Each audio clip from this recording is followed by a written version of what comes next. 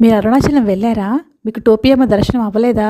అయ్యయ్యో! మీ దర్శనానికి ఇంకా అస్సలు ఫలితం దక్కదు అని చాలామంది అనుకుంటుంటారు. కొంతమంది అలా చెబుతున్నారు కూడా యూట్యూబ్ వీడియోస్‌లో. నేను ఒకటే విషయం ఇక్కడ చెప్పేది ఏంటంటే, మనం వెళ్ళేది అరుణాచలేశ్వరుని దర్శనం కోసం, గిరి ప్రదక్షిణ కోసం వెళ్తాము. అంతేకాని టోపియమ్మ దర్శనం కోసం కాదు. నన్నైతే చాలామంది అడిగారు, మీరు ఇన్ని సార్లు అరుణాచలం వెళ్ళారు కదా! మీరెప్పుడైనా టోపియమ్మను చూసారా అని. నేను వెళ్ళేది అరుణాచలేశ్వరి దర్శనం కోసం, గిరి ప్రదక్షిణ కోసం మనం వెళ్తాము. అంతేకాని టోపియమ్మ దర్శనం కోసం కాదు కదండీ.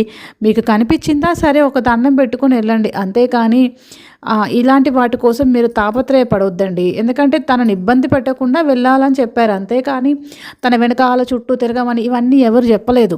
మీరు వెళ్ళండి, చక్కగా గిరి ప్రదక్షిణ చేసుకోండి, అరుణాచలేశ్వరి దర్శనం చేసుకోండి, అంతవరకే. కానీ ఇంకా చుట్టుపక్కల చాలా టెంపుల్స్ ఉన్నాయి, అవన్నీ తిరిగేసి రండి. ఇలా